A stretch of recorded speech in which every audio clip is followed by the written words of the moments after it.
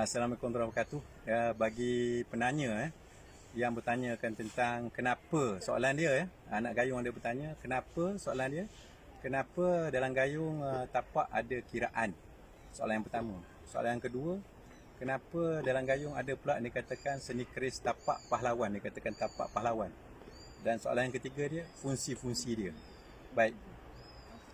Kalau kita lihat dalam silibus gayung dia ada dikatakan tapak gayung.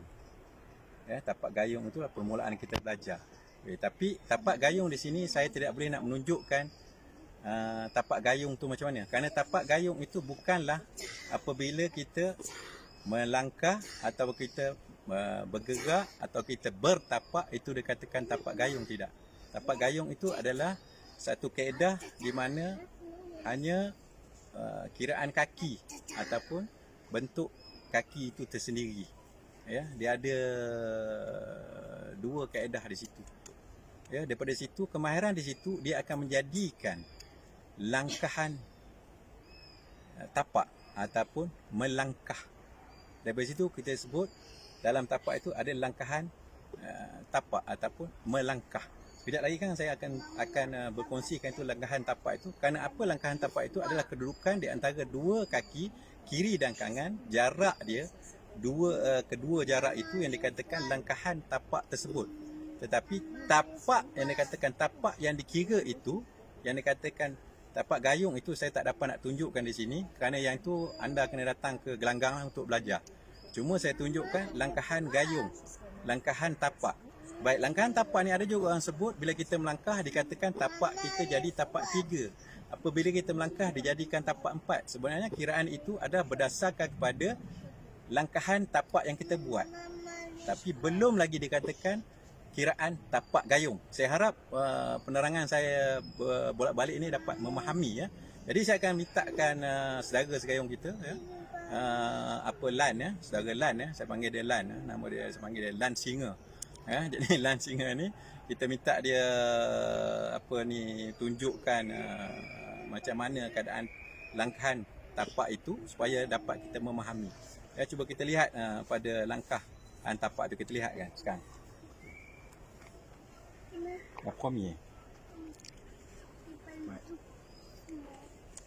Cuba lihat sekarang ni dia melangkah. Baik, ini dalam kata keadaan menanti tapak serong ataupun tapak sending tapi belum cukup sending sebenarnya. Baik, dia akan mengubah tapak dia. Baik, ini tapak menanti selari. Maksud ini biasa kita buat, tetapi kedudukan kaki tu tengok macam mana dia punya ni. Baik, dia akan melakukan tapak langkahan 4. Baik. Ini langkahan 4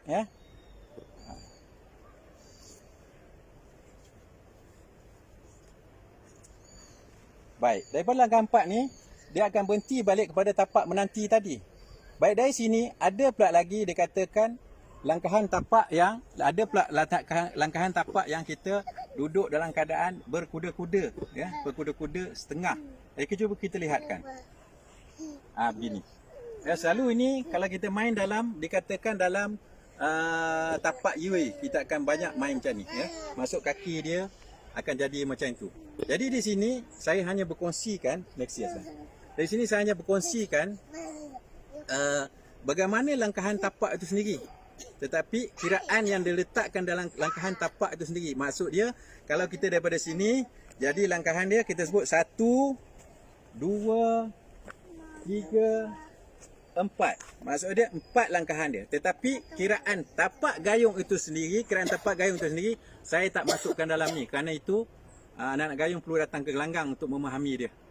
Untuk mendapatkan. Kerana itulah apakah fungsi dia. Kerana daripada dasar itulah kita boleh mengukur jarak. Daripada dasar itulah kita boleh anticipate serangan daripada pihak lawan. Dan kerana dasar itulah kita boleh reflect. Dan kerana dasar tapak kiraan itulah kita boleh mengelak serangan sama ada daripada senjata maupun tidak senjata. Daripada keadaan tapak itulah kita boleh tempur secara semula jadi. Maknanya tanpa perancangan. Maknanya kalau tempur di jalanan, kita boleh terus bertempur. dengan kefahaman yang dikatakan tapak gayung itu sendiri, kerana ia memberikan jarak, kekuatan, force dan sebagainya. Manakala seni keris tapak pahlawan pula adalah kemahiran tapak yang kita telah belajar daripada permulaan untuk kita memahirkan dalam penggunaan senjata. Sebab itu dia dikatakan seni keris tapak pahlawan. Masa di situ ada dikatakan langkahan tapak 4, langkahan tapak 3, dan di situ ada dikatakan kiraan tapak gayung di situ sekali. Jadi daripada situ kita akan bermain menggunakan senjata, dan kemahiran inilah sehingga kita telah mahir dalam tapak keris itu, maka kita akan dikatamkan. Jadi begitulah keadaan dia dalam penyusunan silibus silat segayung tersebut. Jadi saya harap penerangan yang saya beri sedikit ini dapat memberikan kefahaman pada anak gayung bertanya, dan semoga ia memberikan berkat kepada semua orang. Tetapi kalau nak lebih lanjutnya, datanglah ke Gelanggang atau carilah guru-guru gayung yang berkaliber, yang faham tentang kedudukan ini, dan menuntutlah dengan guru tersebut supaya kita lebih memahami. Ya, setakat itu saja hari ini. Assalamualaikum warahmatullahi wabarakatuh. Semoga penerangnya dapat memberikan keterangan dan memberikan kefahaman. Assalamualaikum.